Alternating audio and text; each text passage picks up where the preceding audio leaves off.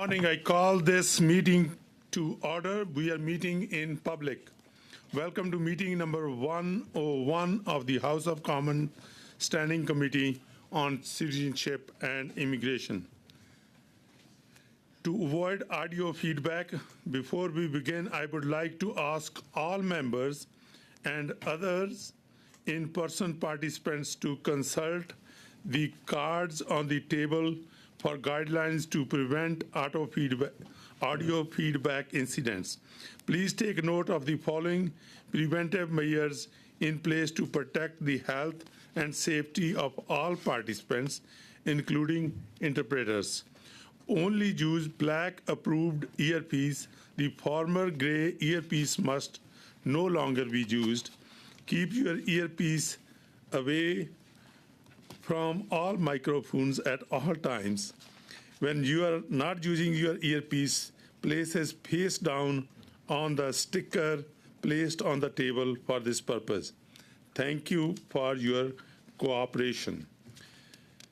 Today's meeting is taking place in hybrid. I have Mr. Brunner Desep and Mr. Al-Khoury online. And I also like to welcome Mr. Khanna to the meeting, and Mr. Morris. Both of you are welcome. Please wait until I recognize you by name before speaking. For members in the room, please raise your hand if you wish to speak. For members on Zoom, please use the raise hand function. The clerk and I will manage the speaking order as best we can, and we appreciate your understanding in this regard. A reminder that all comments should be addressed through the chair. Today we continue the briefing on temporary immigration measures initiated in response to ongoing conflicts in Sudan and Gaza. We have with us again the Minister of Immigration, Refugees and Citizenship, Honorable Mark Miller, along with officials Dr. Harpreet Singh Kosher, Deputy Minister, Jennifer McIntyre, Assistant Deputy Minister, International Affairs and Crisis Response, Mr. Karim Birani, Director General, International Crisis Response. Welcome to the meeting, Minister and the officials. Now I would go to Minister Miller. Please proceed with your opening statement. And thank you, Mr. Miller. Let's go ahead. Thank you, Chair. I would like to start by acknowledging that we are meeting on the traditional and unceded territory of the Algonquin Anishinaabe people here in Ottawa. Thank you for inviting me back to discuss the immigration measures my department has introduced in response to the humanitarian crises in both Gaza and Sudan. Let me start by speaking on the devastating situation in Gaza. As you're aware, conditions there are changing drastically day by day, making our efforts both more urgent and more challenging. The biggest challenge continues to be what Canada does not control, in particular who can exit the Gaza Strip and when. Under the special immigration measures we implemented in January for extended family in Gaza, once an applicant exits Gaza, they will complete their biometrics screening in Egypt before being issued a temporary resident visa. There is no questioning the anguish and frustration that Palestinians in Canada are feeling, indeed around the world, as they wait tirelessly for their family and family members and families to be safe. I want to make it clear to family members, Canada continues to put in every effort on every level to facilitate the safe exit of their loved ones. While we have been limited in our success, it is certainly not for lack of trying. And we won't give up on bringing family members to safety. Le Canada continue de fournir aux autorités locales les noms. Canada continues to put forward the names of applicants who've passed our preliminary screening to local authorities. Israel and Egypt are both important partners in the implementation of these temporary humanitarian measures. We were working in close collaboration with both governments to facilitate the exit of extended family members and advocate for their safety. As well, we continue to process applications from those who were able to exit outside of our efforts. Given the many Canadians and permanent residents seeking to help their extended families, I'd like to announce today that we've increased the number of temporary resident visa applications from 1,000 to 5,000 individuals. Of family members of Canadians wanting to exit Gaza, I wanted to announce today that we are increasing the number of visas, temporary resident visas, that will be accepted from 1,000 to 5,000. And the work has been done and continues to be done, but has been done over the past few weeks to that end. We've been issuing more client codes in anticipation of this so that people can apply for those temporary resident visas. As the border is currently closed, movement out of Gaza is not possible. However, the situation may change at any time, and with this cap increase, we'll be ready to help more people. We have also confirmed that those in Gaza who already possess a valid temporary resident or super visa can identify themselves to us through our crisis web form if they need our help to exit. This process can also be used by those outside Gaza to get our help in finalizing their applications to come to Canada, whether it's part of our special measures or on a regular visa.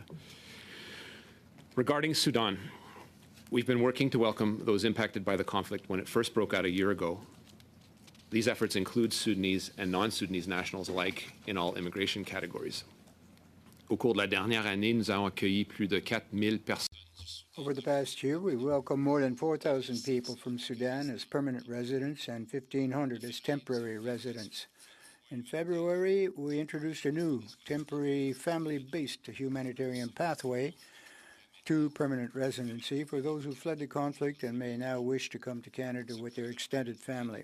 This program will enable Canada to help even more people from Sudan. The intake is paused as of May. We filled most of the slots currently available. Extending certain exemptions to support them in applying for new study or work permits, extending their existing temporary status, or becoming a permanent resident under the family class. These measures are available until October 27th of 2024 to align with the expiry of similar measures for Sudanese nationals in Canada as temporary residents. Conformément à sa tradition de longue date, de Canada accueille.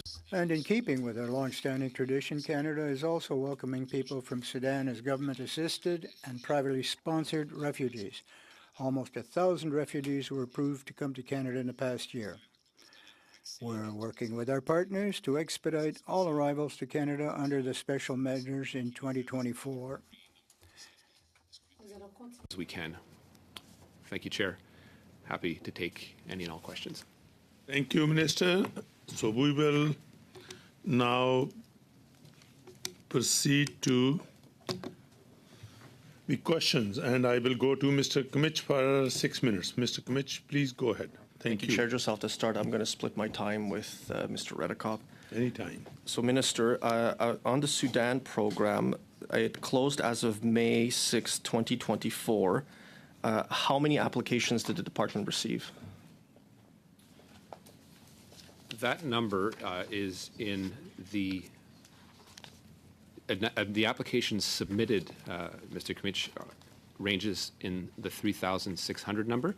Applications accepted into processing is 2,542, and that includes 5,814 individuals, excluding non-accompanying dependents. We expect that number of expected arrivals to merge into about 7,000 individuals. Okay. You've announced that the special program, humanitarian program for Gaza, the numbers are increasing. Will you be doing the same with Sudan? Currently, the programs are different in their nature, one being, in the case of Sudan, aimed towards permanent residency, the other temporary. We'll look at the situation as it evolves. Again, there are challenges within my own department, security partners in actual logistics and getting this done. So these, I believe, are the ones that we have the capacity for in the context, but we have to obviously remain flexible given the conditions on the ground. So how many of those from Sudan have actually made it to Canada, are physically present in Canada? Other than the ones that have come as refugees over the course of the past year that I spoke to in French, under this particular program, there have not been. We expect those landings to, we're actually doing our best to hopefully secure some of the landings towards the end of this year. So out of Sudan, millions have fled the country or are internally displaced. The applications that have been approved by the department, where are these people physically located right now? They can be located anywhere. They could be in Sudan, they could be in Egypt, or they could have, as you mentioned, fled to third-party countries. Does the department not know where these people are located right now physically? When we have the applications, we have their location, yes. That's, I mean, so you have the information then, you've... Going through every location with you, like every application. Can you provide it to the department? The department provided to the committee? We could probably provide a breakdown of where those locations are, generally by percentage. By percentage or by totals? I would like to know the totals by country. I gave you the total of applications that are. One person at a time, because I was giving you the opportunity to directly talk. I would intervene. So one person at a time, because it was very hard for interpreters to interpret. So, Mr. Comich, go ahead, please. I just want to know if the minister will provide the totals, and will definitely provide it to the committee. Tell us what you want, and we can tell you what we'll give you. I would like to know the applications that have been received and approved for the Sudan program, and which country are they in physically right now when their application was approved. We could certainly give you breakdowns of that. And I'll hand over the rest of my time, Mr. Redekop. Redekop, go ahead, please. Thank you, Mr. Chair. Minister, Section 35(1) of the Immigration and Refugee Protection Act says that a foreigner is inadmissible to Canada if they have violated human or international rights, things like genocide, war crimes, etc. The lead prosecutor for the International Criminal Court has requested that arrest warrants be issued for both the defense and prime ministers of Israel on war crimes. Mr. Chair, Justin Trudeau was asked on Friday last week if the government would support the International Criminal Court, and his answer was, quote, the ICJ's proposals are binding, and we expect everyone to follow them as a matter of international law. So therefore, since the ICJ considers Benjamin Netanyahu a wanted war criminal, can you confirm that he will be arrested in Canada? Honourable Minister. I think you know, MP Redekop, that he is not in Canada. You are the decision maker in this, and I think there's a lot of people that are wanting to know that answer, what Canada considers him to be. The Prime Minister has been very clear that the ICJ's proposals are binding, and so I'd like to know what Canada's position is on that. Honourable Minister. I'm not answering a hypothetical question about someone who isn't in Canada, nor should a minister comment on who will or will not be arrested. It's up to the authorities in Canada to apply the law. I don't think you want ministers arresting people. So, in the U.S., they've made this determination. They've said no, he would not be arrested. Israel has a right to defend themselves. France, on the other hand, has said yes, that he is a war criminal. Are you saying that this has not been discussed? There's been no thought put into this? You haven't been privy to those conversations? Is Canada not on the ball with this? We're not asking this question. We aren't preparing for this? A conversation as to whether Mr. Netanyahu, in the event he comes to Canada, would or would not be arrested. That's correct. So you're saying that on this issue that's in the news every day, people are talking about it all around the world, including in Canada. People are asking, this is leading the news in terms of what's going on right now in the war in Israel and the Palestinian war. There have been no discussions in cabinet, in your circles, with the Prime Minister, with anybody about this issue and how Canada would deal with this ruling from the International Court of Justice. Honourable Minister. The ruling was issued a couple days ago. There hasn't been a cabinet meeting since then, and I told you I haven't been privy to a discussion specifically about your highly hypothetical question. How is it that the U.S. has already determined this, France has already determined this? Canada used to be a leader in the world. Apparently now we're not. We always seem to wait till the last minute to make decisions on just about anything. There was a time before this government when Canada was respected in the world with the way that we led, the way that we would show our leadership in the world, and yet this government seems to wait to the last minute to do everything, and this to me is another example of a case where there has been no thought put into this. Is that true? Honourable Minister, the time is up. You can respond briefly, please. I think the implications that you're suggesting are true, but that was a bit of a rambling statement with the question, is it true? So I don't think I can qualify it anymore. Thanks. Thank you very much, Mr. Radikop. I will go to Madam Jahid for 6 minutes. Please go ahead. Thank you, Chair. Thank you, Minister, for appearing before the committee on this important issue. Minister, my first question is that how many extended family members of Canadians or permanent residents have left Gaza through the Special Mayors Program? Honourable Minister. Thank you, MP Zaid, for the question. This is an important answer, so I would ask that you bear with me. I'm going to give you a number of facts and statistics that I think are very important. First one, the number of TRV applications of Palestinian nationals that have been approved between October 8th, 2023 and May 10th, 2024. That excludes the Gaza public policy and assisted departure applications. That number is 448. The number of visas that have been issued as part of the Gaza public policy, directly to your question, is 250. And we do have, and the question may come up as to those that are presumed to have come here.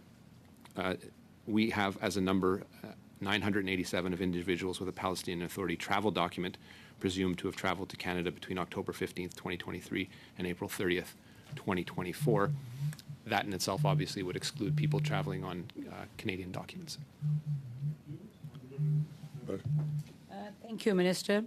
I've been hearing reports of long delays in Egypt for people who have left Gaza, not through the program, but bribing a border guard or exiting Gaza through means other than the official list. So could you please explain the reason for these delays in reuniting these people with their families here in Canada? Honourable Minister. Yes, and as you know, my team has been working intensely since the meeting since I last appeared on this question to deal specifically with some challenges of those who had taken matter into their own hands to guarantee their own safety and exit through the Rafah passing. In all cases, I believe, having to pay exorbitant sums to leave, which I believe is unacceptable, but it is obviously highly frustrating for people that are fleeing war and looking simply to stay alive. We designed the public policy assuming that there would be cooperation, not presuming it, but assuming there would be the cooperation to exit in a structured way through Rafah gates with cooperation of COGAT. Up to very recently, that was not possible. There were a number of questions as to whether this program was going to be recognized or not. I would say very recently we have had, up to the closing of the Rafah crossing again on May 7th, some positive signals from the Israeli government that this program would be recognized and that the processing through COGAT would be done in a timely fashion. Unfortunately, as you know, there are a number of events that happened, including a more intense ground offensive in Rafah. That all said, for those people that exited Gaza on their own terms, we have done one of two things: either included them under the current policy, or for those that didn't have codes or applications submitted, taken another way through a temporary residence visa, which we've issued all categories together, about 400 and close to 500 in those particular categories. So we've had to make some adjustments, and I believe that's something that had to be done. But again, the public policy program and perhaps some of the delays that were faced by those that took matters into their own hands and left through the Rafah crossing on their own had to wait some time as we look to carve them in and get them to safety through Canada. But again, after having gone through the biometrics and security process in Cairo. Thank you. Minister, my next question is that are you confident that those that are able to leave Gaza will be allowed to return to Gaza following the conflict? And will you assure them that Canada will do all it can to ensure their right to return to Gaza? Honourable Minister. I think it would be I think it would be naive to express full confidence that that Canada could guarantee that return.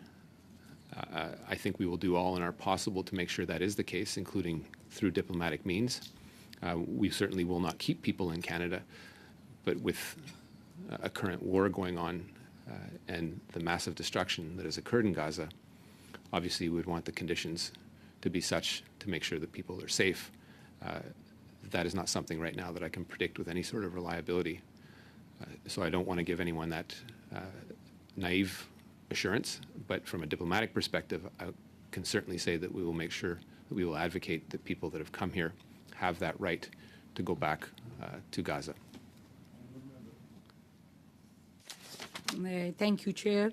I've heard from many constituents with family members who have been given a code but have been told that they will not be able to put on the list to leave Gaza. So could you please clear up this confusion that will they be put up on the list or they will have to cross it at their own? Honourable Minister. As you know, being issued a code means you can go to the next step and are dealt with as part of the application process.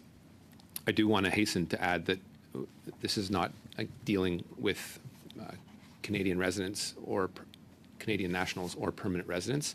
There are families of those members, so there does need to be a process that is applied. But to the extent, and we are working on this, that we can ensure that the assisted departure process is respected, we do our utmost to get them on the list that is to be submitted subsequently to COGAT. Obviously, we don't have discretion as to which COGAT then decides are ones that are able to leave, but we do all that we can to make sure that the information is gathered and submitted, and then the triage occurs by the Israeli Minister of Defense. Thank you very much, Madam Jaid. And now we will go to my dear friend, Mr. Bruno Duceppe. Please go ahead for 6 minutes. Thank you very much, Chair. Thank you, Honourable Minister, for being with us today. I'd like to recognize the announcements that was made that you raised the limit and you've received 1,500 more. We thank you for that. At your last appearance before the committee, we were discussing Gaza and the situation there and the proposal that was put forward by the Bloc Québécois 2 years ago now as to a permanent emergency measures protocol or process. There was a crisis group that was being struck but wasn't quite up and running. Now, we've made our proposal 2 years ago. 2 different ministers have told us that it's an excellent proposal, and people are still working on it, and yet I've seen no results yet, or no announcements, and other than telling us it's in process, it's in progress. Is it really going to occur, or?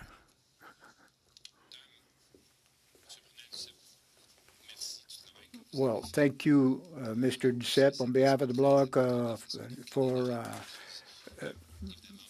promoting this issue, which we think is a good one. Lives are in danger at all times currently in Gaza and the West Bank. I have been speaking with my provincial counterparts on this very issue. The process of coordination with the provinces is highly important, of course, and always problematic. But whenever we welcome people into Canada, we have to do it with a good distribution of individual persons among the provinces, depending on their needs and desires. And I think that's the least that Canadians expect. The ADM is in charge of this crisis unit, and I'm considering perhaps delegating her to go and see you if you wish. We have not yet announced publicly this framework program, but we are very close to completion. Well, thank you. I'll take a look at my calendar and maybe I can help you in your department, Mr. Minister. Now, for the current situation in Gaza, I think there's been quite a bit of diplomatic shuffle going on, and everybody's traveling back and forth. Now, regards humanitarian aid, is diplomacy enough to resolve this situation? Because the NGOs are not unable to carry out their mission and tasks. And is there more that the Canadian government could do to help these humanitarian organizations? Well, I think you have the numbers already. Some of the results, they're doing huge work. Nothing to brag about, particularly because of the devastation that is going on currently in Gaza. I don't think that we'll be able to stop that, and Canada will continue to be there. We have a privileged voice at the table, with Israel in particular.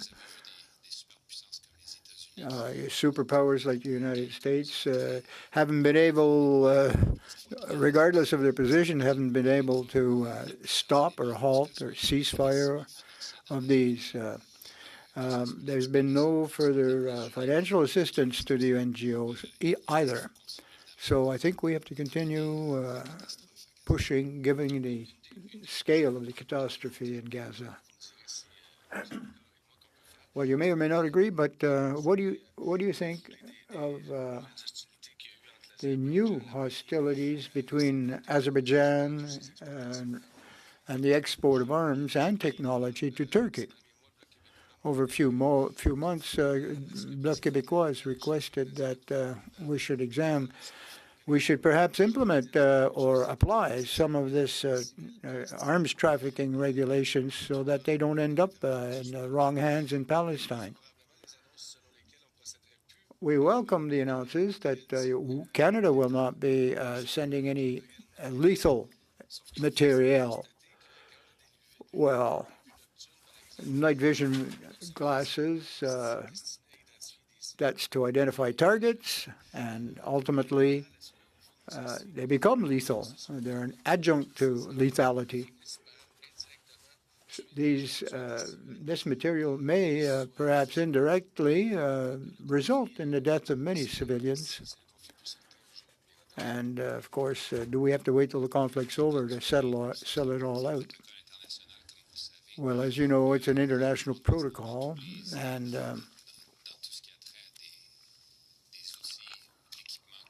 any equipment or material, we have to have assurances before they're sold or transferred. You know full well that we did suspend the sale of any weaponry. Yes, but there's still equipment or goods that are on the banned list, if you will, but that can be not on the banned list, but can be in the service of killing individuals, including civilians. Canada doesn't seem to want to take the lead on that. Well, Canada is not a military power, and you have, nonetheless, we've been told you. To respond briefly. Pas de question, mais est-ce que Canada est vraiment back, Monsieur le ministre? But is Canada really back at the head of the humanitarian process, diplomatically? Une affirmation en forme de question. Merci. That's more or less a rhetorical question, as it's a question, an answer in the form of a question. To MP Kwan for 6 minutes. Please go ahead. Thank you very much, Mr. Chair, and thank you to the Minister and officials for finally coming back to this committee. Just to be very clear, Netanyahu is actually committing a war crime. As we know and what we're seeing in the news with what's happening, civilians are being targeted. There's an active genocide taking place right now, and Canada should be doing everything that it can to support the Palestinian community and to be more precise to actually hold Netanyahu to account in accordance to the International Criminal Court. Now, I want to turn to the immigration issue here for a second. From the last appearance on March 20th, we were informed that 986 applications have been processed. The NDP has also submitted a order paper question, which indicates that as of April 24th, that number remains the same. So between April 24th and May 26th, has that number changed? And if so, what is that number now? So this is for Gaza. The number of TRV applications that have been accepted into processing is 2,903. That is a stretch of time between when the pathway was launched on January 9th to May 24th of 2024. So this is under the special immigration measure and not outside of the special immigration measure? So outside that, there would be more, but this is within this particular measure. Okay, and out of that, how many has crossed the border with the government's help? Well, as you know, the program was designed, and I mentioned it to MP Zaid, to work with COGAT to get them out. So people that have exited have had to do it themselves.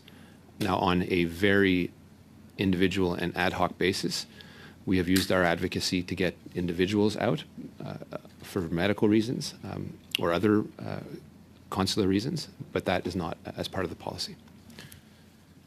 So then the answer is none? Under this policy, the answer is none. Okay. As of March 20th, 287 names have been submitted to COGAC. So, and no one has been approved to date. Has that number changed? How many names have been submitted? So I think there's an important clarification to that number, and we can give it to you in more detail because I don't want to eat up all the time. But we do list and relist based on our knowledge of people that have exited or not, that are no longer part of that. But we continue on a routine basis to submit that list updated.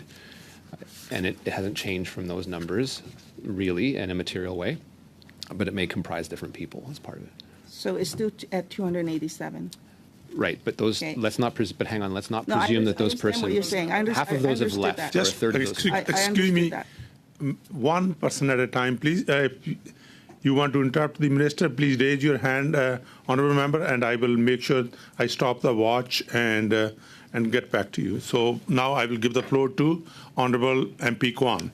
So what's the criteria to determine which name is added to the list? So just a clarification to your earlier point, the number currently, to be precise, is 356.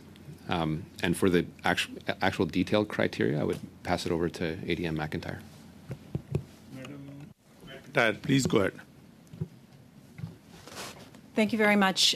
In terms of the process before we provide a name to the government of Israel, to COGAT, as the committee is aware, we are not able to do biometric screening inside of Gaza. However, in order to jumpstart the security screening process, we are using an enhanced biographic form for applicants inside of Gaza. And as soon as applicants have passed the preliminary security admissibility screening, we provide those names to the government of Israel and the government of Egypt for exit.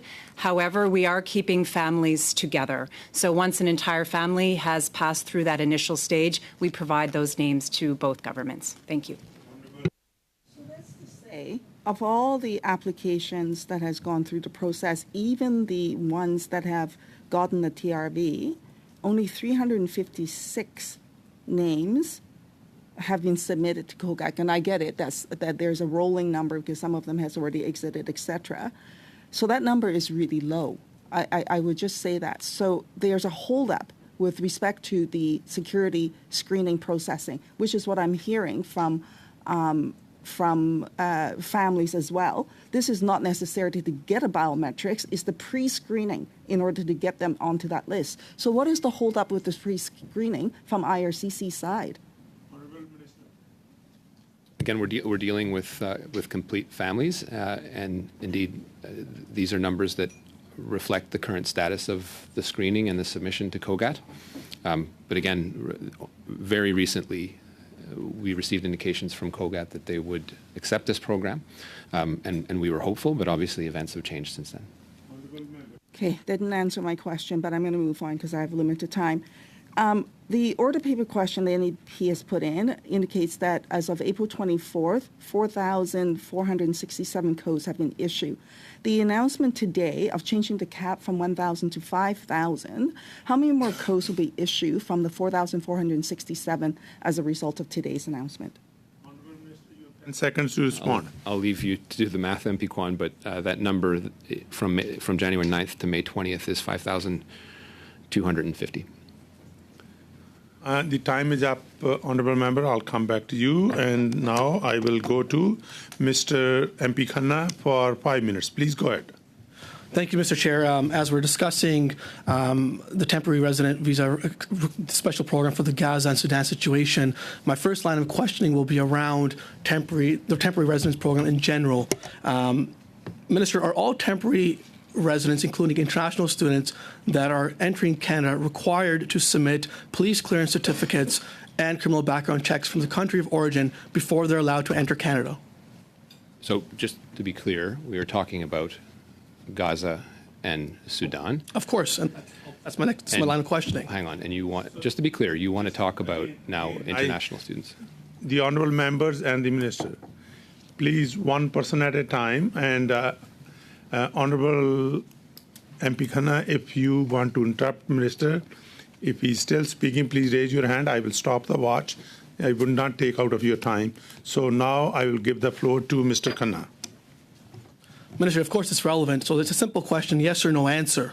Are all temporary residents that come to our country, including international students, required to submit a police clearance certificate and criminal background checks before they enter Canada? It's a very, very simple yes or no question. It's black and white. Yes or no?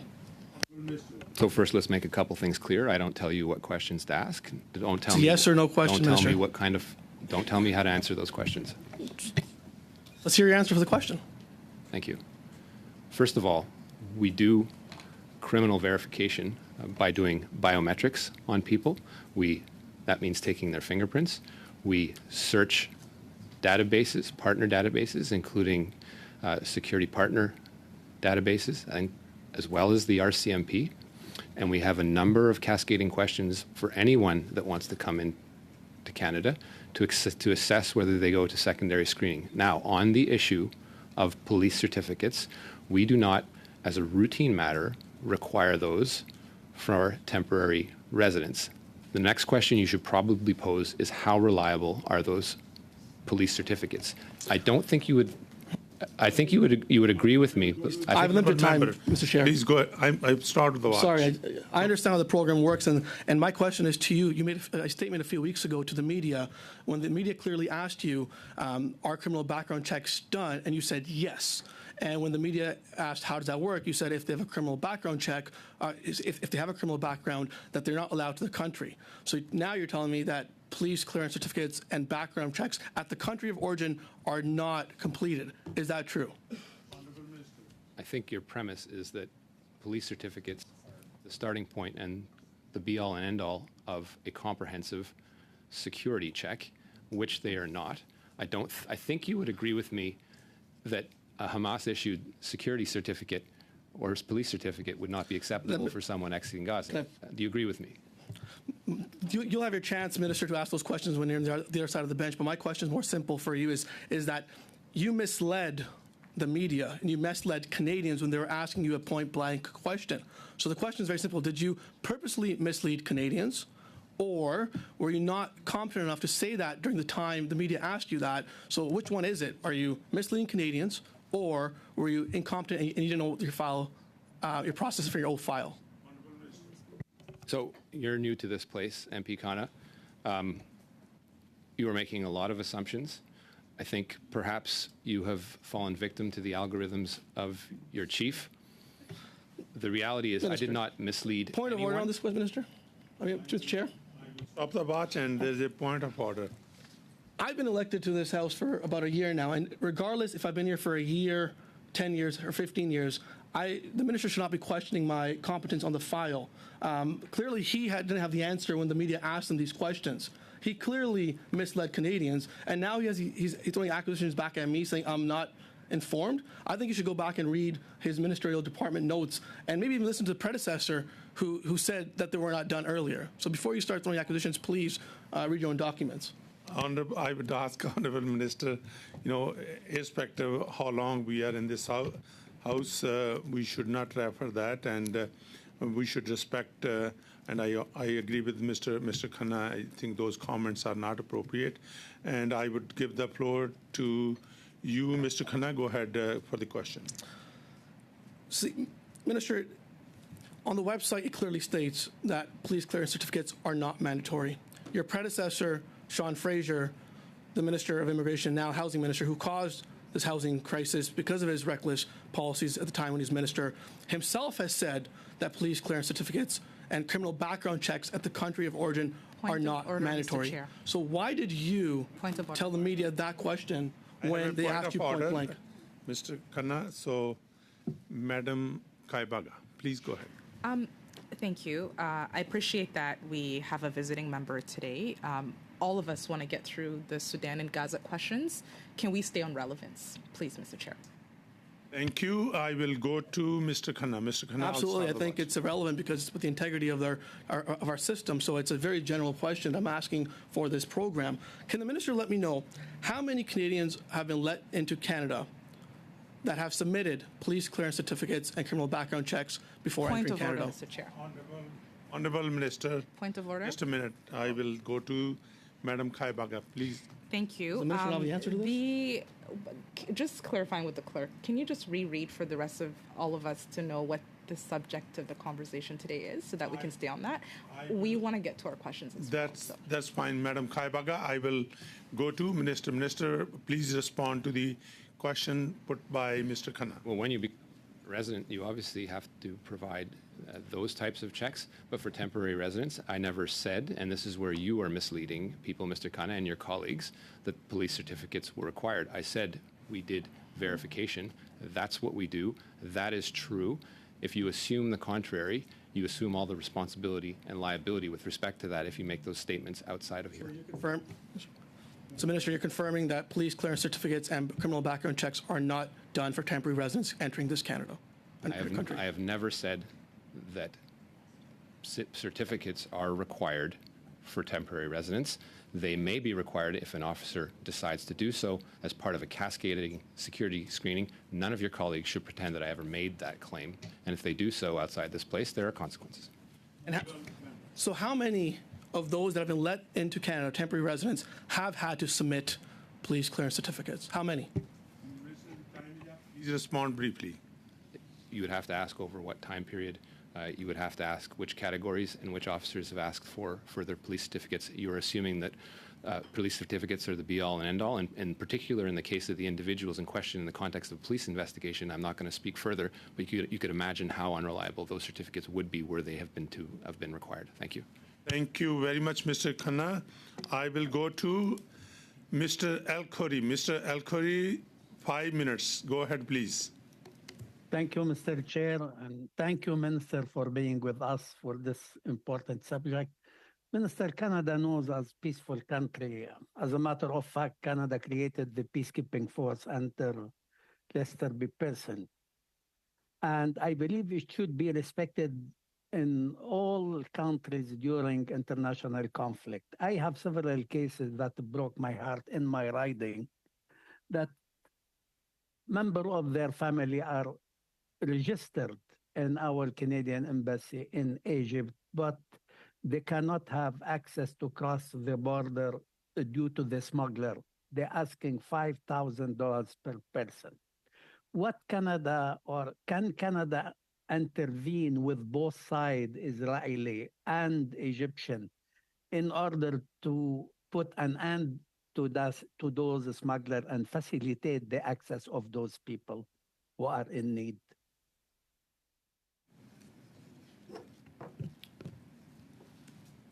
And MP El-Khoury, you hit on a very important point that Canada does not control the situation on the ground. The exits from Rafah being a particular example of that, but we do our utmost in the circumstances. I have and will never advise anyone to pay bribes or these types of exorbitant amounts to flee a war. I think it's unfair. I think it's unjust. But I'm not going to judge someone who actually decides to do it as a result. What we can do is the things that we have within our power. This visa program, while it has not been as successful as we would have liked for it to be, and we still have hope for it, I think we have to preserve that hope, is one where we can act. People that exit Rafah through their own means, we're going to help them. Once they pass the screening process in Cairo, do the biometrics, and are issued a visa. After that, we offer them a suite of supports inside Canada once they reach Canada, including interim health benefits for a period of 3 months until such point as provinces take over, settlement services, all the things that you would expect for people fleeing war. Now, we continue, and I continue, I spoke to both the Israeli and Egyptian ambassadors as late as last week, continue our advocacy to make sure that this program continues to have some level of results, and that won't end. That is coupled as well with all the initiatives that Ministers Joly and Hussein are deploying on the international stage. In one case for international aid to make sure that people get the food and the supplies they need to stay safe and alive, and in the other case to put an end to this war through a comprehensive ceasefire.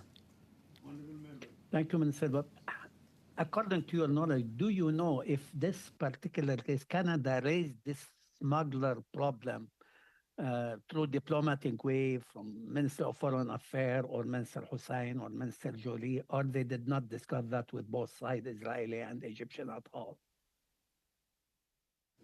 I've raised it directly, for example, with the Egyptian ambassador in my discussions with him. Thank you, Minister. My second question, as part of our government support for extended family affected by the crisis in Gaza, our government has announced that they will have access to health care, which is good news. They will have access to health care coverage under the interim federal health program. Can you explain, Minister, the purpose of this program and how it will help those who come to Canada? Well, what it does is bridge a very important gap between the time where people arrive here and people have access to provincial health care. How it's worked is we have typically bridged that 3-month period with interim health benefits, at which point the provinces take over. In some exceptional circumstances, Ukraine being one of them, they have been waived by provinces from the get-go, something we encourage, but to the extent that doesn't happen, we step up and provide those benefits. It's an important step, coupled with the settlement services and supports that people would need, like anyone coming here needing that type of service, that we provide them for the period of their stay, which is 3 years. Again, I'd stress how unique this program is. Many countries are looking to adopt similar style supports, and they've looked at our program to do it. This is something that, while it hasn't, again, had the success that we had anticipated, is something that is very important, even more so now that this cap has been increased from 1,000 to 5,000 people. Thank you very much, Mr. El-Khoury. Now we will go to Mr. Bruno de Sepp, 2.5 minutes. Please go ahead. Thank you. Merci, Monsieur le Président. Thank you once again, Chair. Since the 22nd of December, I've been dealing with a case of an individual coming out from Gaza to Ontario. I've talked to human rights lawyers. It had no success. An Ontario MPP, which is relatively pro-Palestinian, still no progress. This morning, your office said that might coincide with your visit here today, by the way. How is it that since the 22nd of December, I'm working on it, on a case, dossier, and here we are in May, and I'm learning that the codes required for exit from Gaza are now perhaps available. We have to shorten these delays because they're still under fire in Gaza. Well, if they receive their code and can proceed to the next step, that's good news, and they'll be safe and sound. But one doesn't negate the other. But, using one anecdotal case is not really indicative of a trend. No, but that's 5 months. It's been stalled for 5 months. So how is it that it takes 5 months to get a case code? 5 months what? Before receiving a code while they were in Egypt, for example. They're in Egypt? Yes. Well, I'll have to verify details. And as you know, devil's in the details. And they're very important. Okay? Do you prioritize those who are in Egypt then? Because many of them have, in fact, ended up somehow in Egypt, despite the difficulties. So are they a priority group?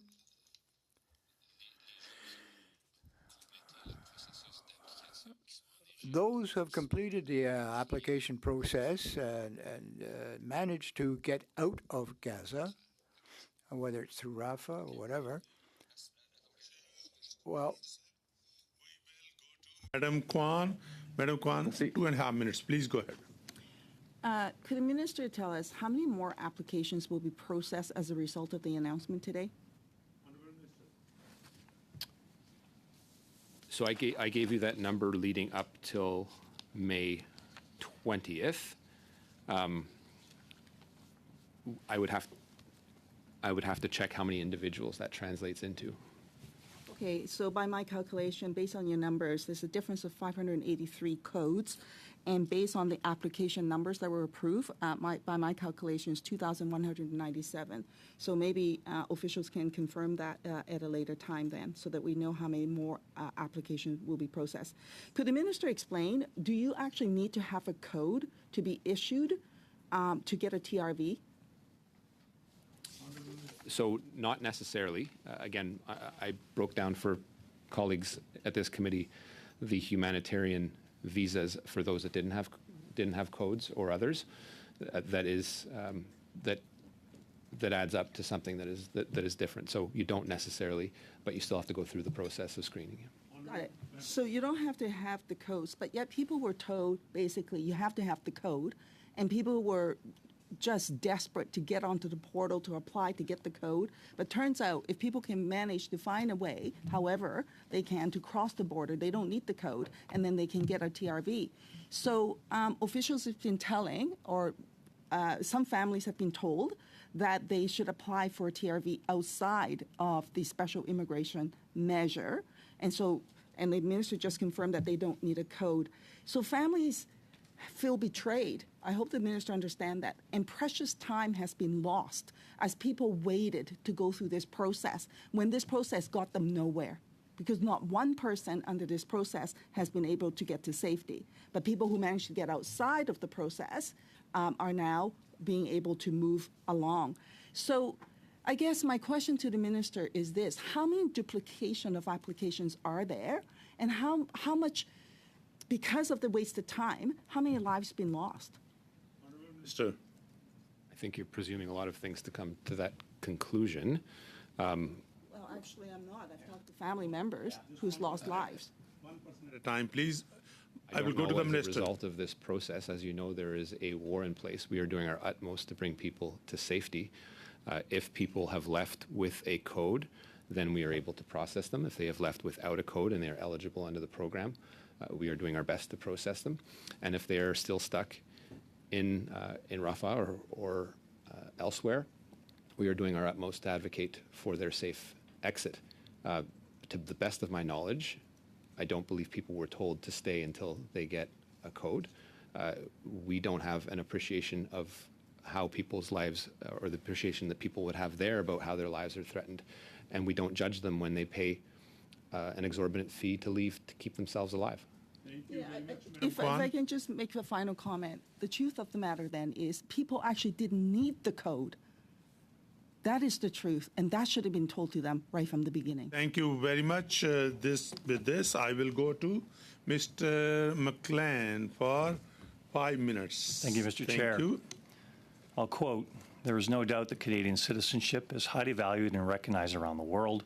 We want citizenship to be fair, accessible, with clear and transparent rules. For all we've seen in the immigration process, programming announced to aid with the emergencies in Sudan and Gaza, it's safe to say that announcements made here in Canada by your government don't mesh with the operational realities that would enable migrants from these two conflict areas. Operationally, you don't have solutions. Not for lack of trying, you say? We know that any government faces resource constraints and that you have to make choices. So the contrast of your inaction on these humanitarian files is stark compared to where you have chosen to take action. And you personally, as Minister, intervened with Canada Border Services agencies and chose to stay the deportation of Zane Hack. Minister, can you tell us why you dedicated your scarce resources to this intervention? Honourable Minister. There's a lot to unpack there. First, I will note for this committee that we are not talking again about the devastating situations in Gaza and Sudan. And I do not comment on individual cases. Point of order, Mr. Chair. Well, this is about allocation of resources, including the ones you're not just a minute, there allocating. is a point of order. Again, Madam thank you. Kaibaga. Thank you, Chair. I hate to be, the bad guy doing this, but we want to get through these questions. There are so many people who are watching in the room here and online who want to get the answers on Gaza and Sudan. Can we please get the relevance on the questions of our colleague? Thank you, Honourable Member. The Honourable Member have the time, 5 minutes. It's up to him how to utilize. So Thank I you. will give the floor to. And this is about allocation of resources, Thank you, and Mr. which includes the resources that aren't being allocated to Gaza and Sudan. So it's about accountability, Minister. In your own words, clear and transparent rules, the quote I read. You're responsible to Parliament. Your intervention under the Immigration and Refugee Protection Act is answerable to Parliament. Yet here is your response to the question asked of you on this matter on the floor of the House of Commons. You said these are not matters we talk about publicly, much less on the floor of the House of Commons.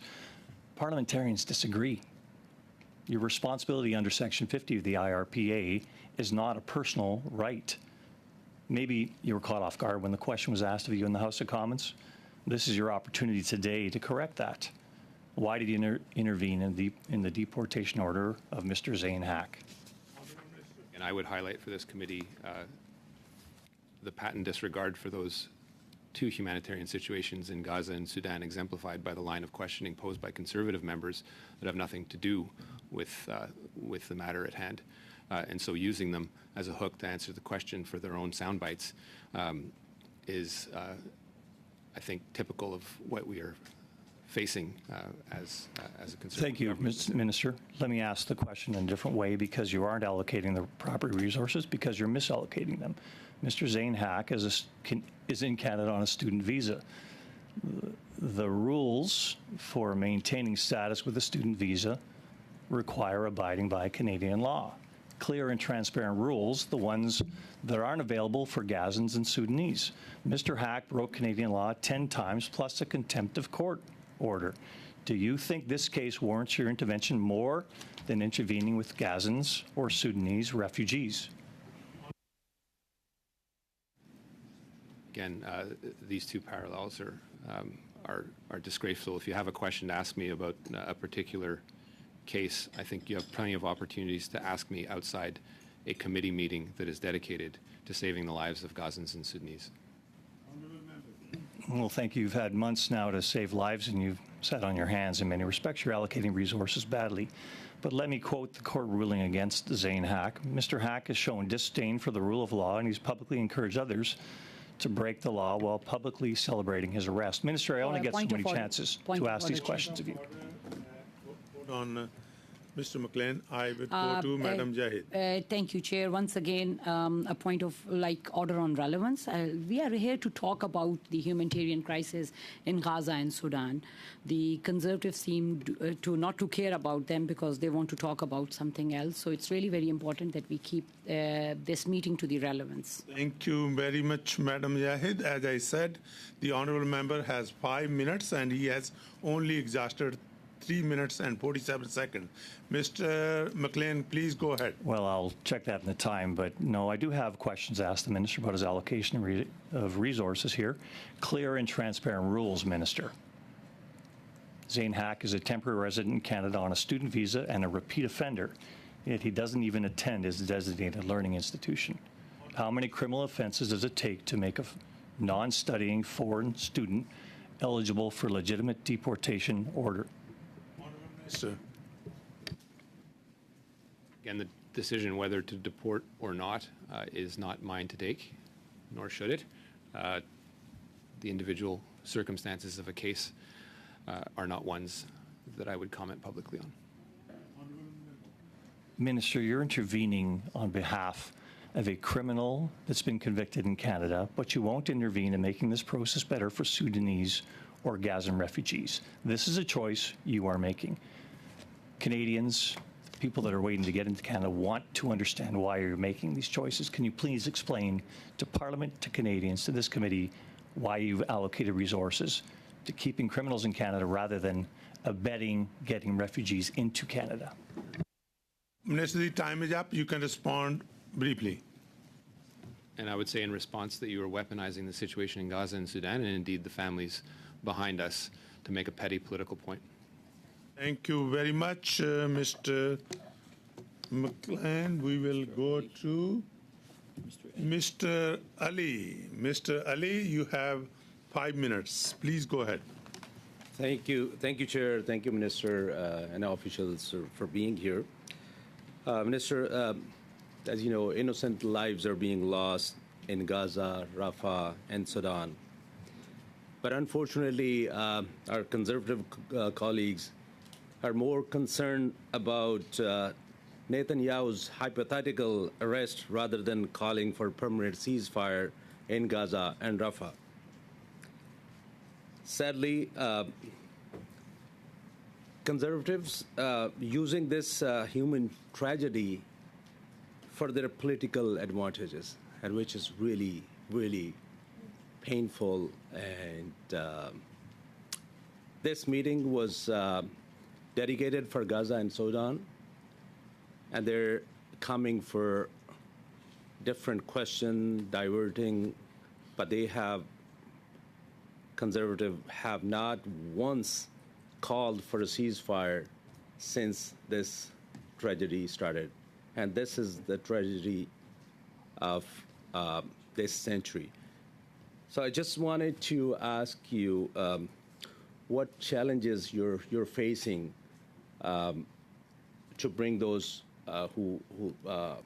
from people from Gaza or Sudan, to bring them here under that measures you announced. Honourable Minister. Well, I'd say, and I would say, I agree with the point that you're making, MPLE. There are people dying, whether it's Sudan or Gaza, and Canada is expected to act. It has acted decisively within its ability to act on international aid, both for Sudan and Gaza. We have landed hundreds, if not 1,000 refugees from Sudan since events broke out. We continue to make sure that up to 7,000 people will be able to come here. This is about saving lives. It should not be a partisan activity. As you know, the war on Hamas, the devastation in Gaza, is one that has grasped the attention of the world with cause and polarized many people who used to talk to each other, used to get along.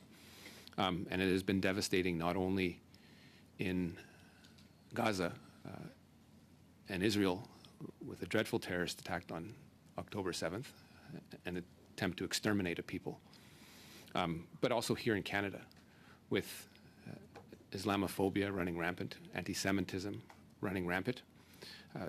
And I think we need to estimate, because perhaps we've underestimated the damage that this has caused us as a country and the divisive politics that comes out of it. I don't need votes from this. I just need people to stay alive. And I don't want the vote of someone that thinks that legitimate criticism of the Netanyahu government that I share equates to picking on Jews in this country and targeting them. If those people have that type of thinking, I don't want their vote.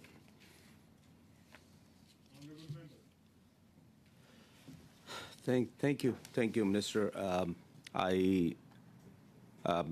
Along with our colleague Salma Zahid, we had an opportunity to visit Palestine, and we heard the stories on the ground, how the people are going through.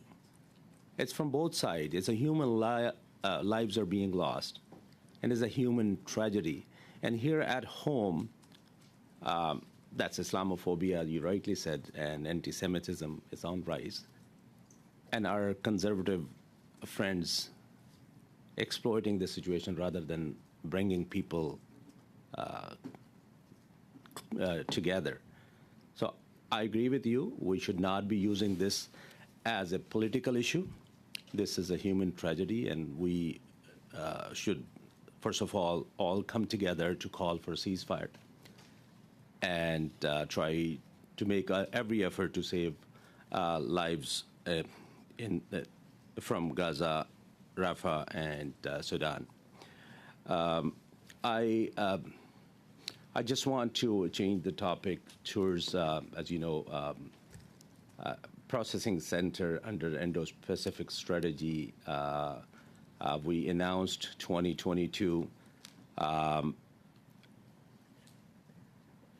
Funds were allocated. 3 other locations are up and running, but Islamabad is still in. We don't have updates, so if you can, in writing, submit to the committee, that would be appreciative. Thank you. Thank you very much, Honourable Minister. The time is up, unless you want to respond quickly. I know he cares about the issues that are happening in Islamabad. We've doubled our capacity there. We're looking to secure those visas, and we'll get to it. But it's high time that we see that increase happen on the ground. So it's we can give you all those details at a later date. Thank you very much, and I will go to my dear friend McGuire for 6 minutes. Thank you, Mr. Chair. Mr. Minister, you may have given us some of these numbers already, but how many Sudanese have applied for that family-based permanent residency pathway for people affected in the conflict in Sudan? Honourable Minister.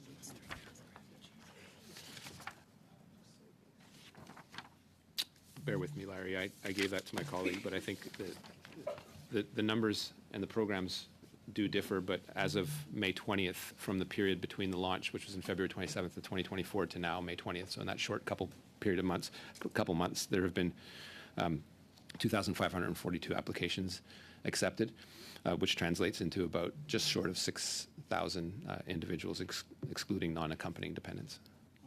And how many are in Canada now? Of those, since the program opened, there are none. We are looking, and this was always the case as we work with partner organizations, we're looking to land some as early as later this year. Thanks.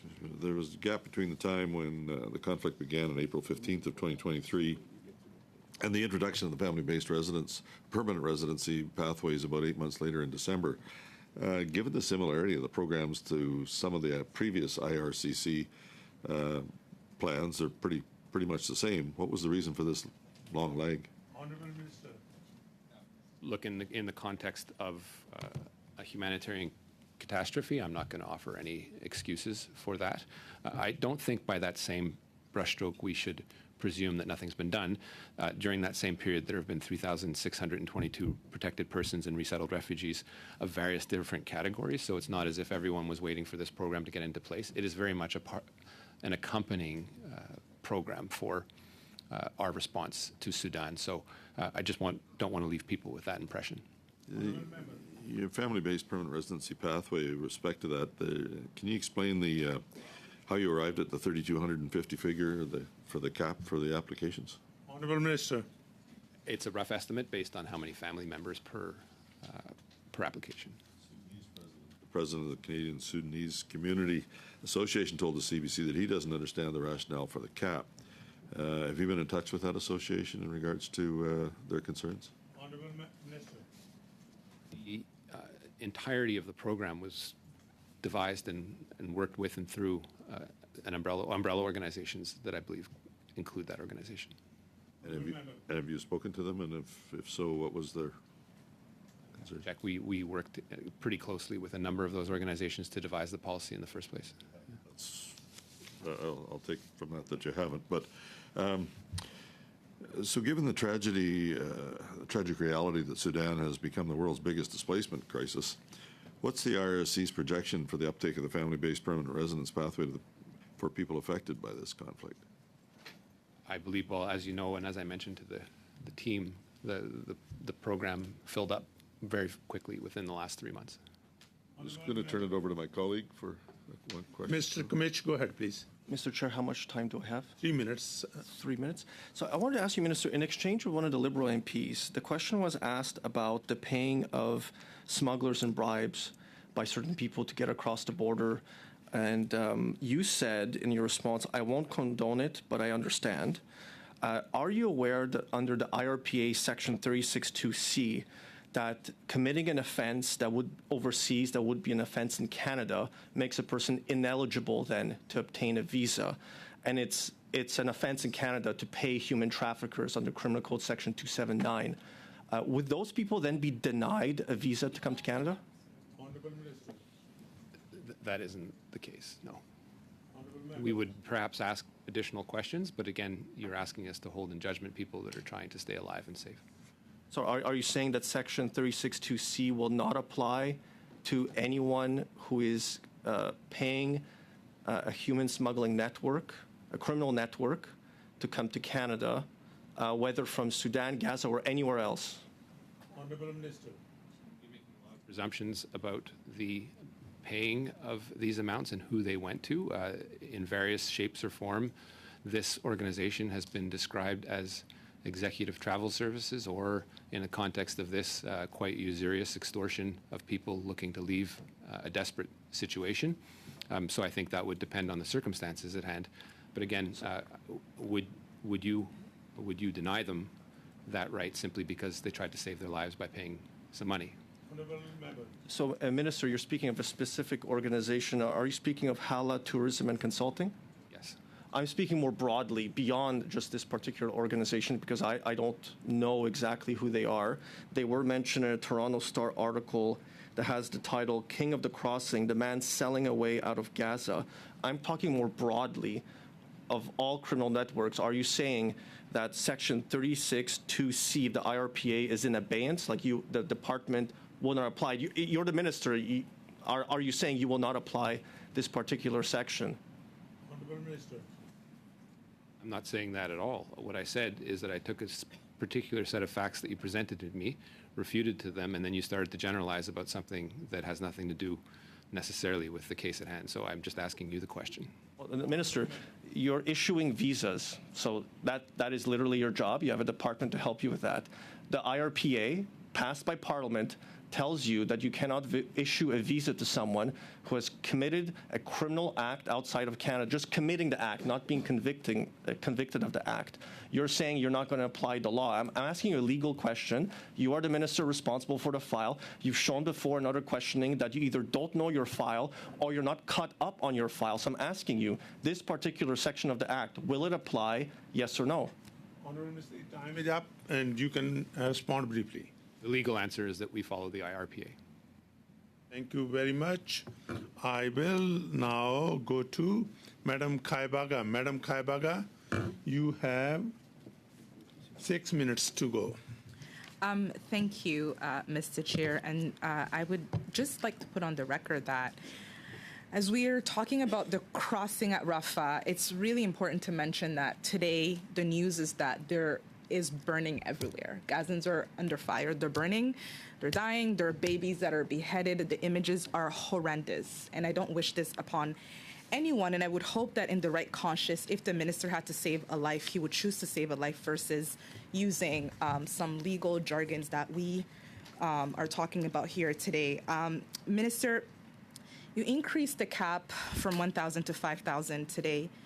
Can you talk about whether this cap is per application or if it's per person?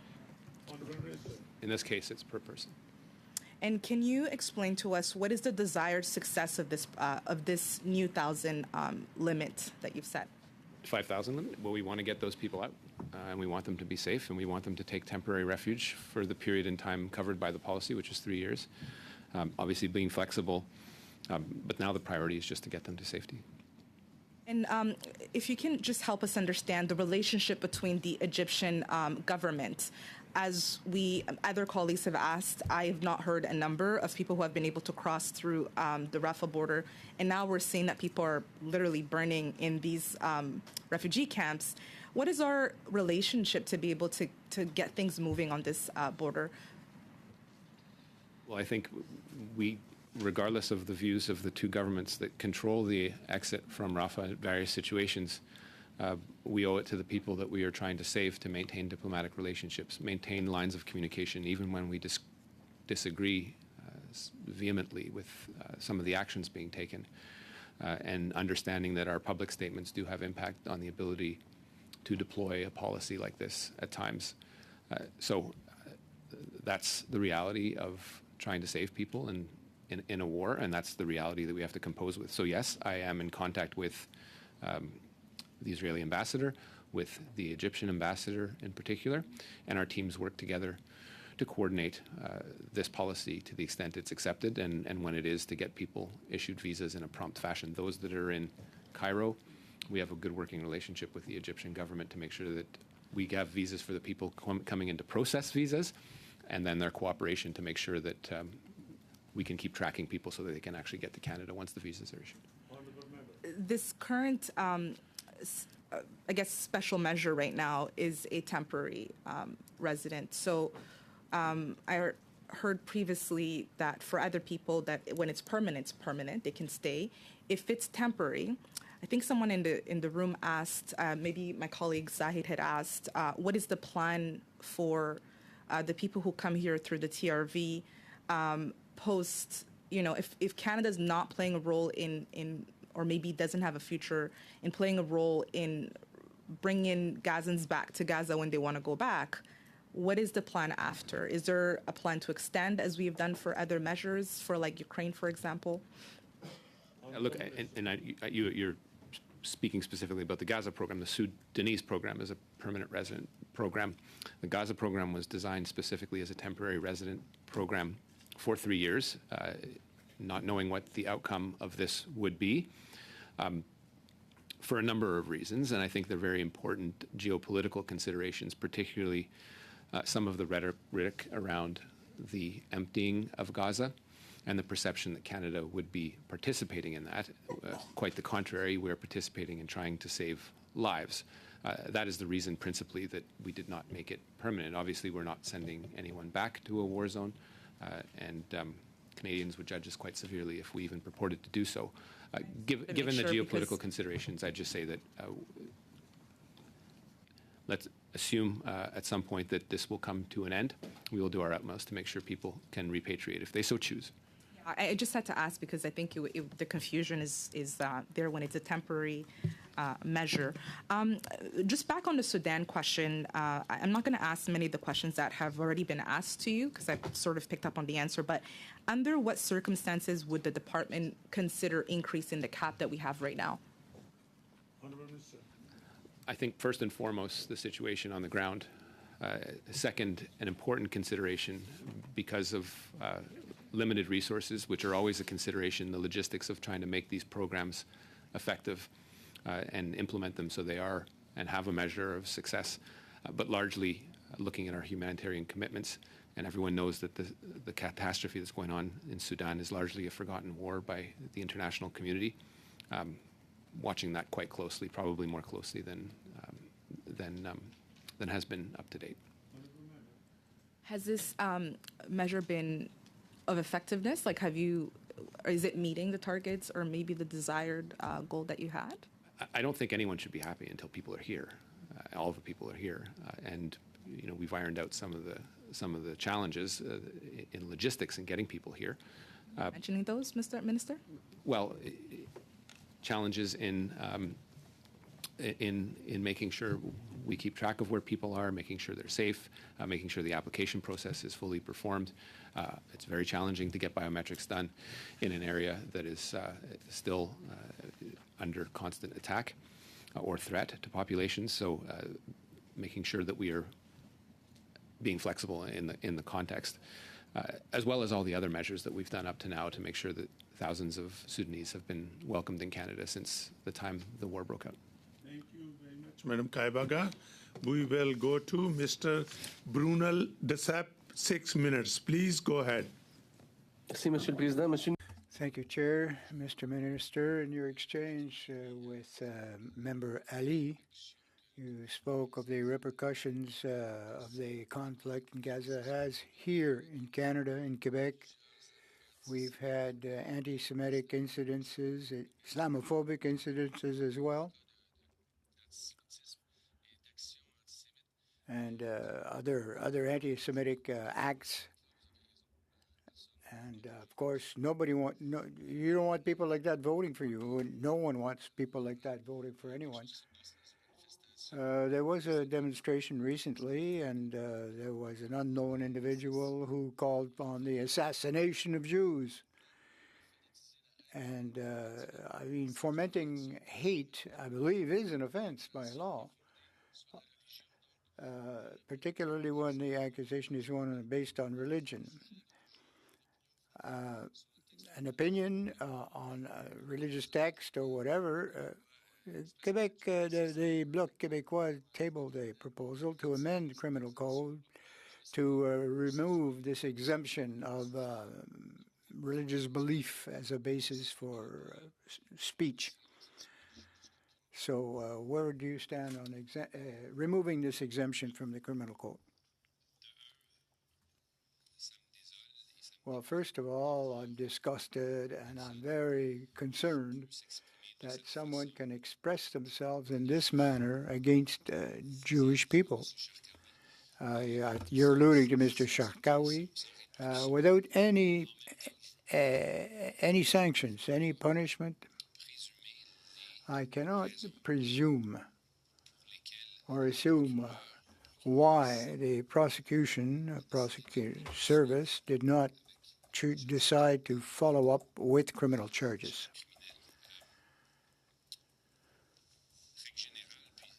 As a general rule or practice, you have to take a look at how it is applied. If in the Bible a biblical quote is used as a motive or as basis, as a rationale, that's ridiculous. All right.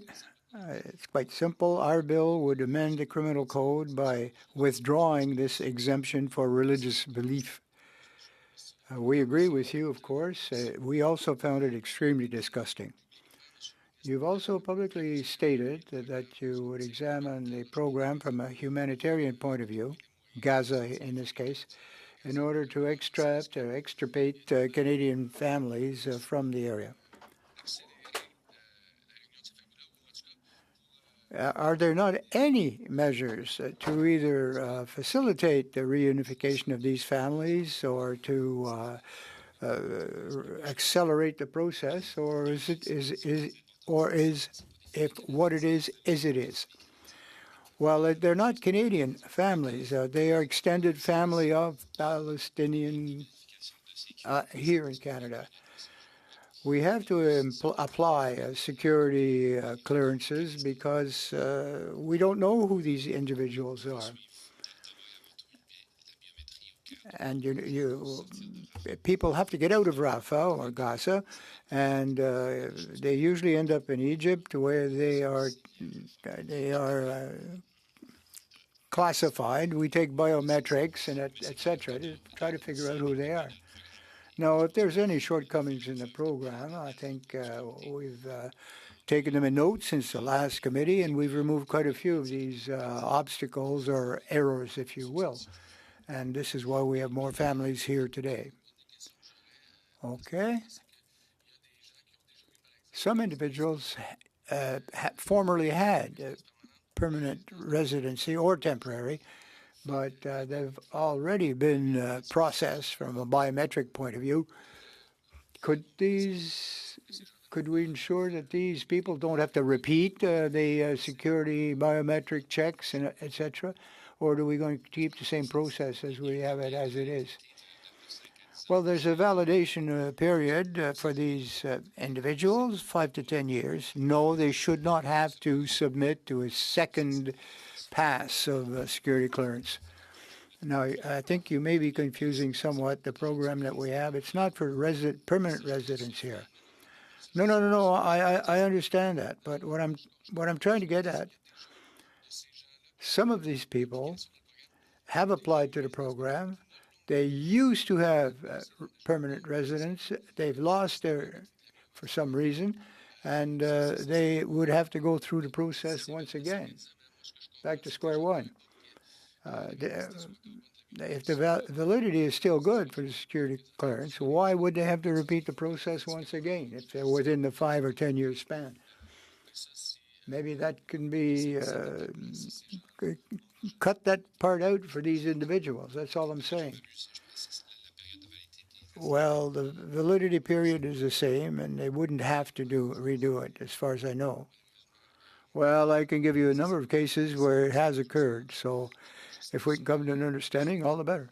Now, let's move over to Sudan.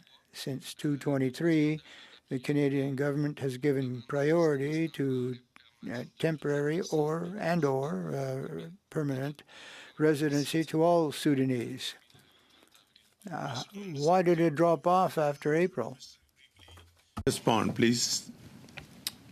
J'ai mal entendu la question, Monsieur le Président, parce que vous l'aviez. I misunderstood the question because I think you intervened yourself, Mr. Chair. But we can provide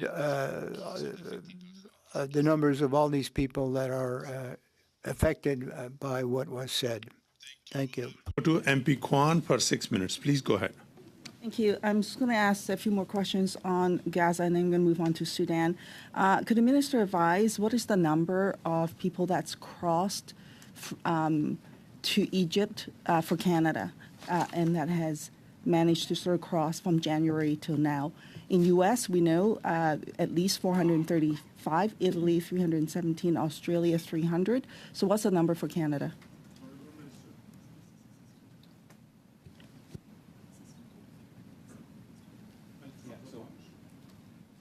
We have the individuals that have departed Gaza independently is at about 1,214.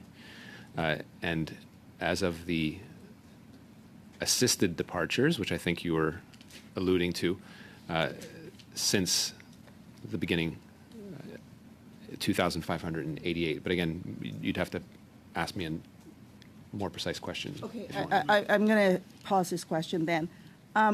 What work is being done to look at other borders and options for people to cross outside of Rafah? Currently, we continue to advocate for managed exit at any border that is available, but as you know, there is none that is open at this time. And this is a continued diplomatic efforts as part of the advocacy for a ceasefire and access to humanitarian aid. Perhaps we can get something in writing, or perhaps when officials up, we can get a more detailed answer than this to say, hey, we're trying, but nothing's happening. There are people in Egypt that managed to cross the border on their own, but they're stuck, and the application has not been processed. No TRV has been issued, and this is supposed to be a first-in, first-out process. So why are these people not issued a TRV? How many people are stuck? I can't tell you that or presume that that's an accurate statement. People have to go through the eligibility in the program. If they have crossed over from Gaza to Egypt, they are, thank heaven, safe. They are eligible to the program. We are doing our utmost to get them to Canada. Okay, well, based on the survey from families, we have 914 applications that are in Egypt, 121 that got visas, and they've been there for a very long time. And so the rest of them are just stuck in the system. I'm going to come back to that with officials later. On Sudan, what we do know is that the quota of 3,250 has now been reached. And so how many of those have been issued visas? That work is still ongoing at this time, so I don't believe any in the context of this program. Okay, so the situation or the conflict has occurred since last year, and it took the government 8 months to announce this program.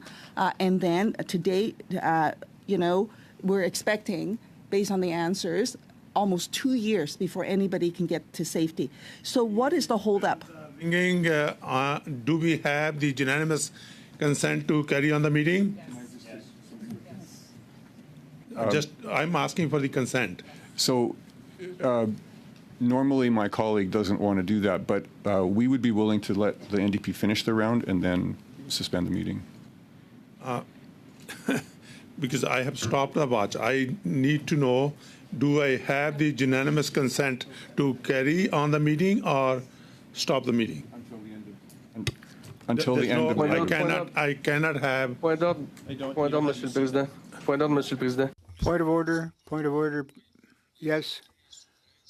The committee is the responsible for its own rules, and we are allowed to suspend. We're allowed to finish a round and then finish.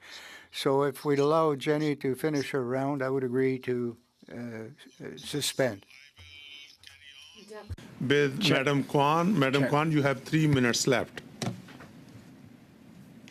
There was a question to me. Do you want me to take it or? Yes. Okay. How many visas has been issued? And I think you said none.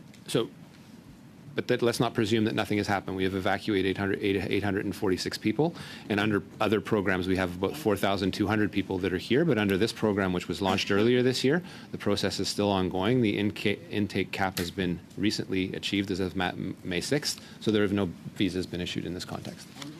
So I guess the issue here is that why is it taking so long? Is it the problem with issuing visas and getting people to safety because of staffing resources, or is it because of the immigration levels numbers that is actually limiting the ability for the government to move people to safety in a much more expeditious way?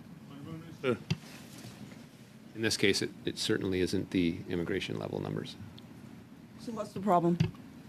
We launched the program a few months ago. It is at intake cap as of May 6th, and we continue the security processing and the landing of people, which was always planned to be around early of 2025. We are moving that up to 2024. So we're working as hard as we can.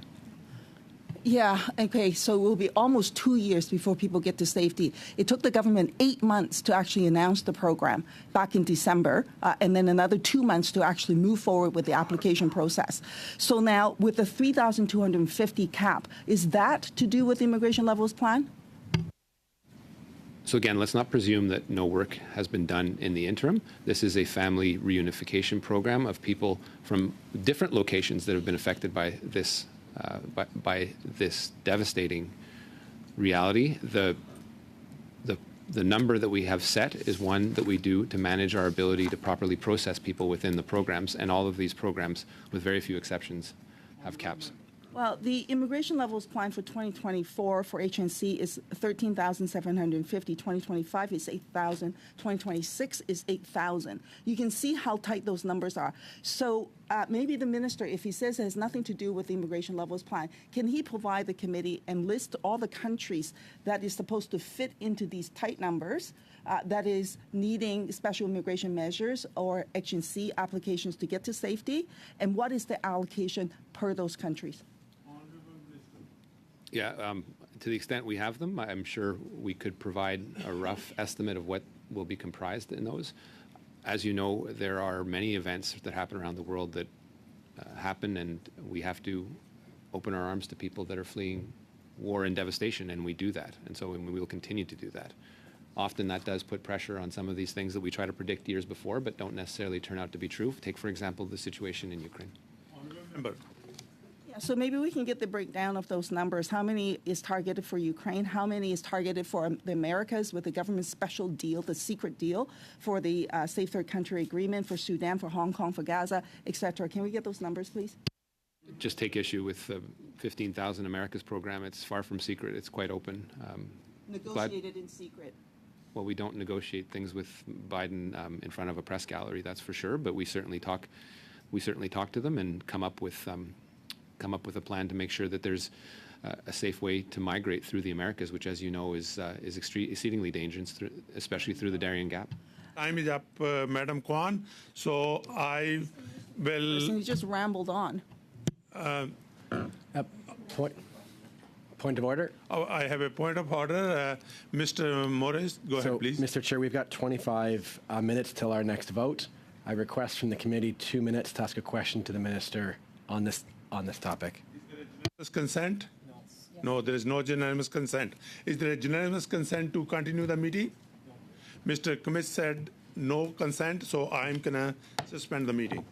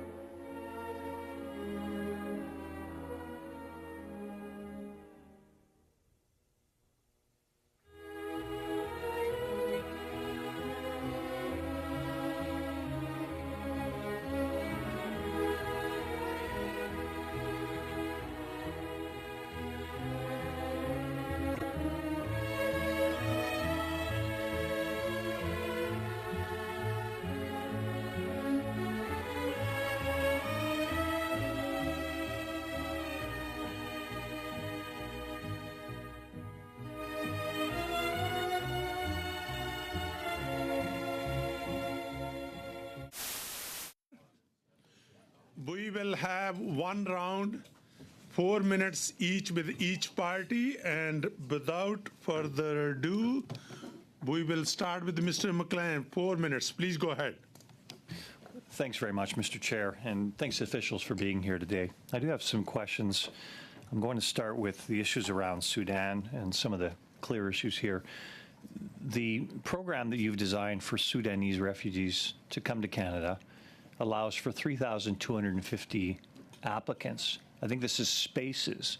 So can you delineate for us how 3,250 is the right number and how many you think that is? Because most of these people will have to bring in their families as well. So is 3,250 spaces, which will probably be less than 1,000 applicants if they bring in their families. Why so low? Minister. Thank you, Chair.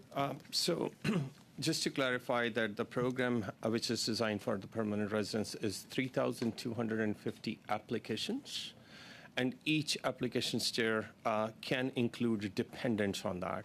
So roughly calculating, there would be a family, and that family will be included as a part of that application. So our assessment as such, and this is a little bit of an extrapolation based on the family size, that we would get over 6 to 8,000, somewhere in that range, number of people who will come on the 3,250 applications which are brought in.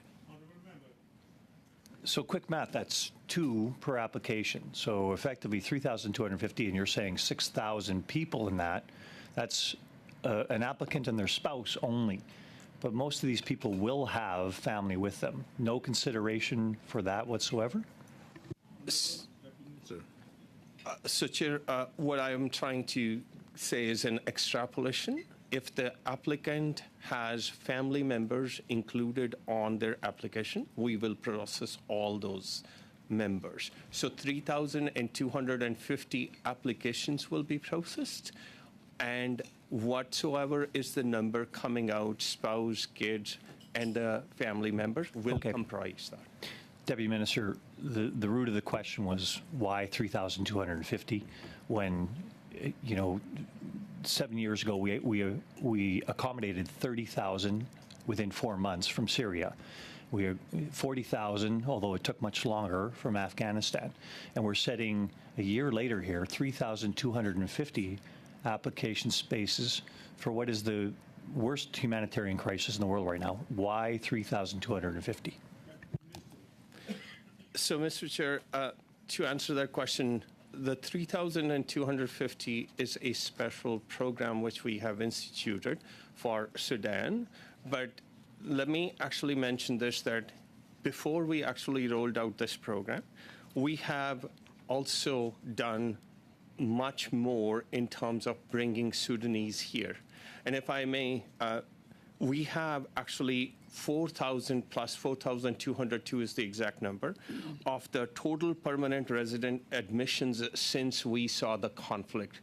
This supplemented by another number which is around 3,622, which is bringing the people who are protected persons, for example, government-assisted refugees, privately sponsored refugees.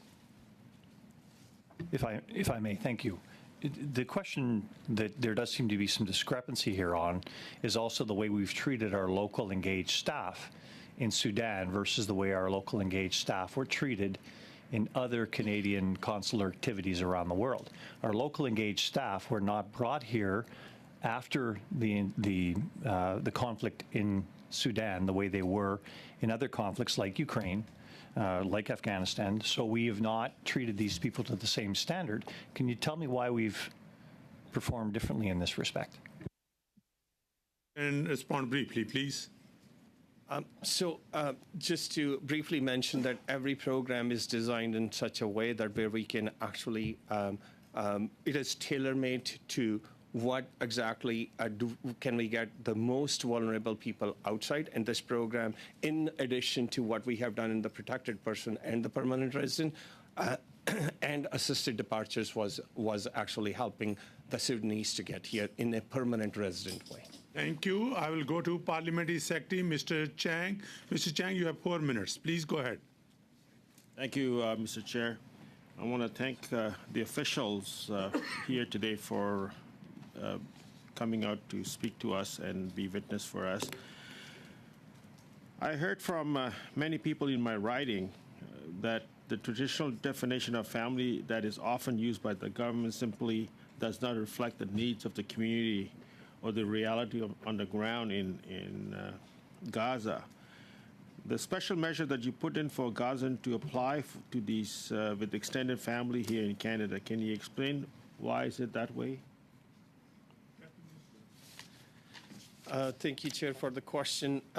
So for the purpose of this particular special program, we actually designed a program which has extended family members, which we are calling eligible family members. And these family members, if I may, does include the children, spouses, the parents, and other close relatives onto that. There's a definition which we have provided in terms of the eligible members, which is more than what is a classic definition which is captured in ARPA about the extended family members. And we have worked on that in such a way that we can have a bigger net cast on bringing more people and uniting the families. Thank you, Deputy Minister.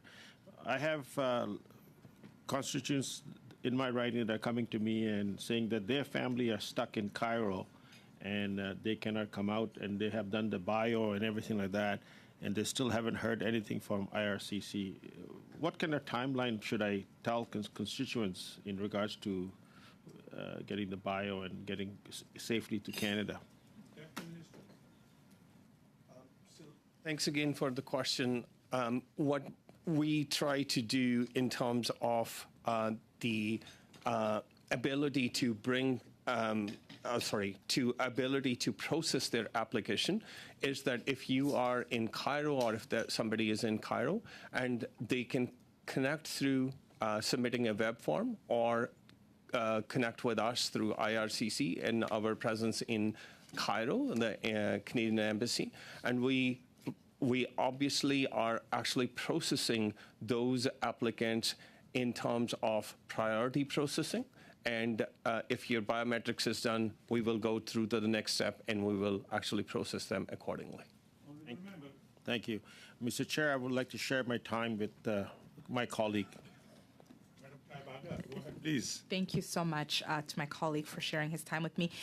Quickly, through you, Chair, there was, in the last meeting, I'd requested some documents from the department to submit where there's proof of other instances where we've requested people to show social media, physical signs as to why they have to provide that in their application.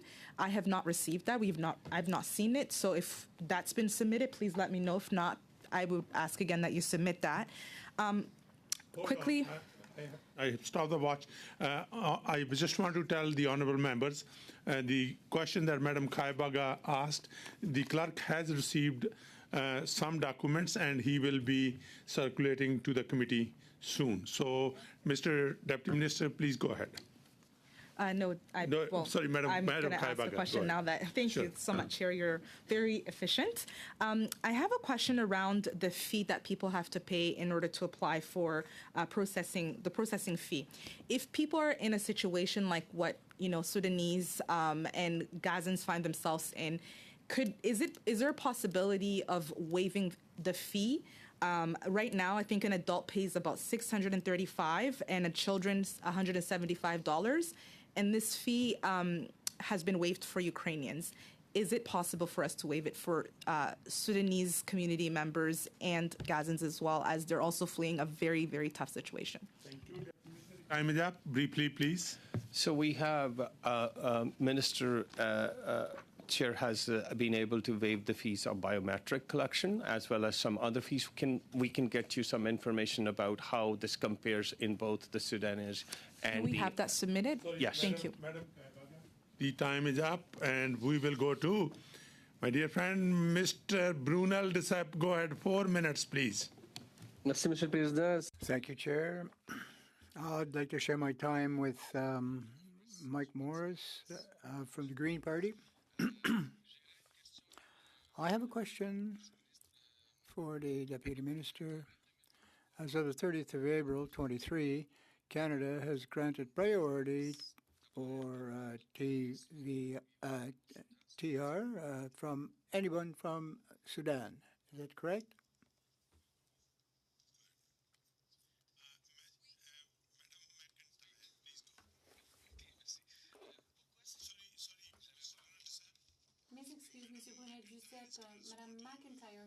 Oui, j'ai compris. Elle m'a répondu oui. Parfait. C'est juste la caméra.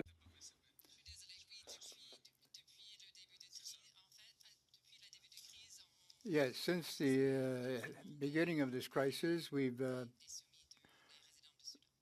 have given priority to the residents of Sudan. Why not to the 1.8 million Sudanese who were in country but has been forced to leave their country, and they're in neighboring bordering countries? Well, since the initial part of the crisis, Canada has had great success with the people coming from Sudan. We were the leaders among our allies. There were more than 3,000 refugees that came into Canada. We had an agreement with the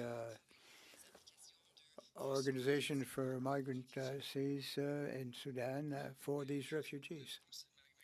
But my question, why does it not apply, this priority status, to the other 1.8 million in other countries, in other neighboring countries that left Sudan? We deal with all Sudanese refugees, even those residing in other countries, because of they're also included in this priority group? Yes, yes. Thank you, Chair. Merci, Monsieur Brunel-Duceppe. Thank officials for being here. I'd like to follow up with concerns from the Sudanese community in Waterloo region at a time when the crisis, we know there's 15,000 or more people killed, 4 million children displaced now. What leaders in my community are saying is they just want to see similar treatment as they've seen from other countries. And specifically, I'll share one example. The president of the Sudanese Canadian Association of Waterloo Region and Wellington, his name is Al-Bagir Abdul Karim. He submitted applications for his brother and mother on March 2nd and 6th. No response yet. I've spoken with the minister about it. He shared with me what he shared with this committee as well, which is that the standard processing time would be early 2025, and we should be grateful that things are being moved faster to potentially fall of 2024. We know other countries, like Ukraine, for example, have had processing times, for example, 14 days. And so why is it that processing times for family members of Sudanese Canadians seem so much slower than other countries? On Deputy Minister, please go ahead. So thank you for the question. The comparison with that one is that the Ukrainian program was meant to be a temporary resident program, and the Sudanese program is actually a permanent residency program, which means that we will be welcoming Sudanese permanently in the country, and the processing is obviously going to be taking into consideration the eligibility and the admissibility. On the other hand, it was an ETA country, which is not a visa-required country in Ukraine, and we had to process them faster. So, which is a norm in any comparison between a permanent residency and a temporary residence. Thank you, Mr. Morris. Time is up. We'll go to Madam Kwan. Madam Kwan, please go ahead. 4 minutes.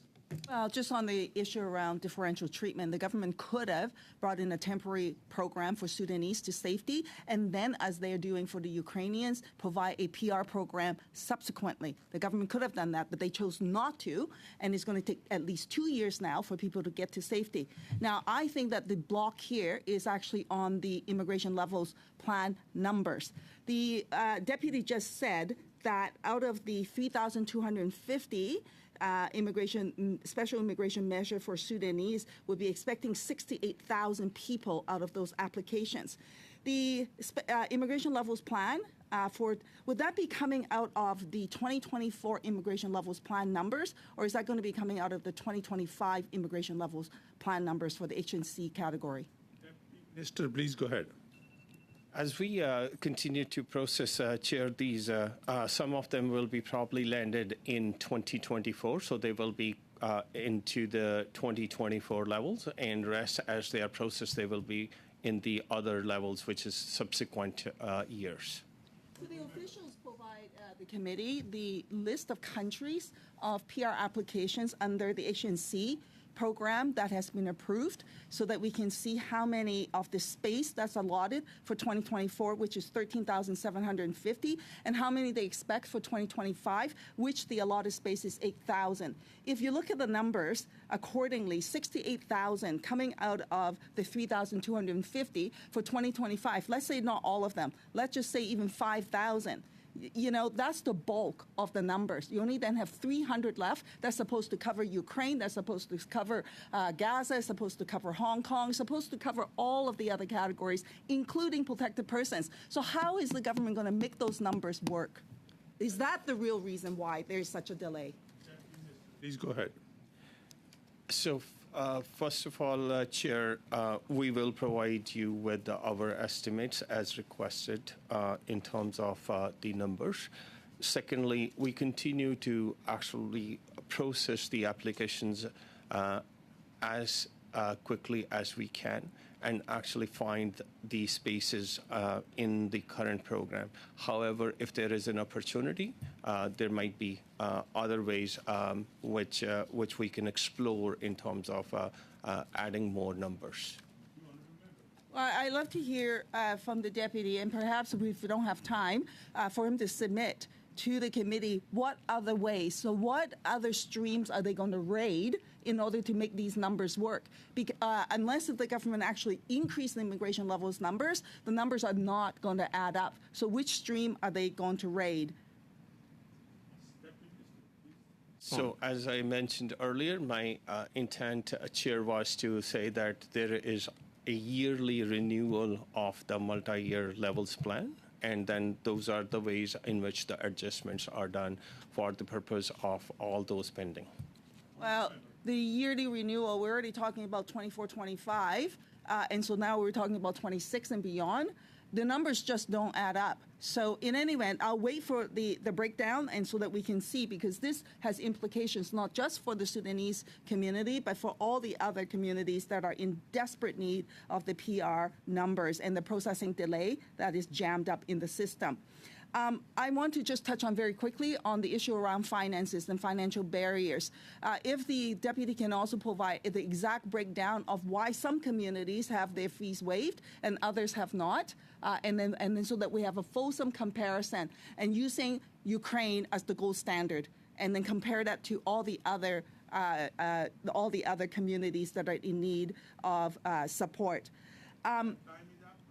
You want to respond? So, Chair, in terms of, I've already mentioned that we will provide the information which was requested in terms of what exactly is the breakdown of different, categories of people who would be coming in over the previous years. The time is up. We agreed 4 minutes each. I'm going to adjourn the meeting on behalf of the committee members. I would like to. Before you adjourn, Chair, yeah. On a point of order. Point of order. Just let me thank the officials first. I want to thank the officials. Chair, we still got 10 minutes. We can still have. It's agreed, okay? Sorry. On behalf of the committee members, I want to thank the Deputy Minister, Assistant Deputy Minister, and also the Director, for coming here and sharing your time with us. And I also want to thank the interpreters, support staff, and of course, the public that has come to this meeting. With that, I have point of order raised by, and I would let you take off the officials. I have 2 points of order. One, I think I already dealt with. Madam Kwan. Thank you very much, Mr. Chair. I just want to make sure that the committee would be able to get the information that's requested off the minister, to which he was not able to provide the data from all the committee members. And included, I want to be clear that this is not missed. And when I asked the minister for the numbers of TRV applications that are in the system for those in Egypt, so this is related to Gaza, and to indicate if they are part of the SIM, special immigration measure, whether they issue a code or not issue a code, and of those, how many TRVs have been issued to them. The minister said that he actually didn't know, and I said I was going to bring that to officials, so I want to make sure that the officials will provide that data to us as well. Thank you, Madam Kaibaga. Thank you, Chair. I also just wanted to reiterate the submissions that we didn't have time. The votes really cut through. So if we could get submission from the department on the. That's it. This is not a point of order. Mr. McLean. Thank you. And just along the same lines, Mr. Chair, some meetings ago, we had the officials, previous officials here, and we asked for some information from them that hasn't been provided yet. But I already said that the clerk has received the information and we will be giving to you. So I'm going to adjourn the meeting right now as agreed by all parties. It might get adjourned.